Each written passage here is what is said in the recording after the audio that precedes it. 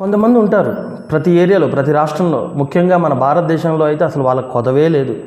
చూడటానికి చాలా మేధావులుగా ఉంటారు. ఏదేదో మనకు సామాన్య పౌరుడికి అర్థం కాని భాష మాట్లాడుతూ ఉంటారు. జర్నలిజం అని ముసుగేసుకొని ఉంటారు. లేదా సామాజిక కార్యకర్త, ఎవరికో హక్కులు పోతున్నాయంట, వీళ్ళు వెళ్ళి ఉద్ధరిస్తారంట.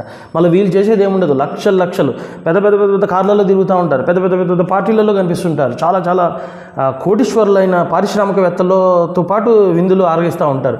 మళ్ళీ వచ్చేసి ఏదో ఖద్దరు చొక్కానో తెల్ల చొక్కానో వేసుకుని వచ్చి అక్కడ హక్కులు పోయాయి, ఇక్కడ హక్కులు పోయాయి, మీరు ఇలా చేశారు అలా చేశారు అని చెప్పి విమర్శించి మిగిలిన ఉన్న జనాలందరినీ ఎలా చేస్తా ఒక భయభ్రాంతులకి గురి చేస్తూ ఈ దేశంలో ఏదో జరిగిపోతుంది, భారతదేశం అంతా సర్వనాశనం అయిపోతుంది, అసలు దేశంలో శాంతే లేదు, ప్రజల మధ్య సఖ్యత లేదు, అందరూ కొట్టుకొని చేస్తున్నారు అన్నట్టుగా బిల్డప్ ఇస్తారనమాట.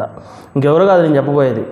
ప్రస్తుతం టీఎంసీ పార్టీ తరపున వెస్ట్ బెంగాల్లో మన మమతా బెనర్జీ గారు ఈ రకమైనటువంటి ప్రస్తుతం ఉన్న సెంట్రల్ గవర్నమెంట్ బీజేపీనో నరేంద్ర మోడీ గారినో లేకపోతే ఇంకొక వాదాన్నో ఎప్పుడు విమర్శిస్తూ పబ్బం గడుపుకుని కాంగ్రెస్ పార్టీకి సపోర్ట్ చేసి రాజీవ్ సర్దా గారు ఎవరైతే ఉన్నారో వారికి మరి జర్నలిస్ట్ ముసుగులో ఉన్నారు కాబట్టి వారి గారికి డైరెక్ట్ ఇవ్వకూడదు మరి ఏంటో నాకైతే తెలియదు. కానీ వారి శ్రీమతి గారు మరి హక్కులను పోరాడుతూ ఉంటారంట. మరి ఏం హక్కులు ఏమో తెలియదు.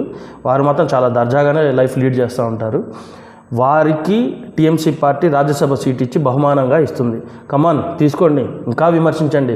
ఎలాగైనా ఎన్డీఏని పడగొట్టేసి మన ఐఎన్డిఏఏ అని ఏదో గవర్నమెంట్ ఏదో ఉంది కదా ఒక ఫామ్ యూనిట్ గ్రూప్స్, ఆ గ్రూప్స్ని మళ్ళీ పదవిలోకి తీసుకురండి అని చెప్తూ ఈ గిఫ్ట్ అయితే ఇస్తున్నారు. ఆలోచించుకోండి. ప్రస్తుత పరిస్థితి అయితే ఇది.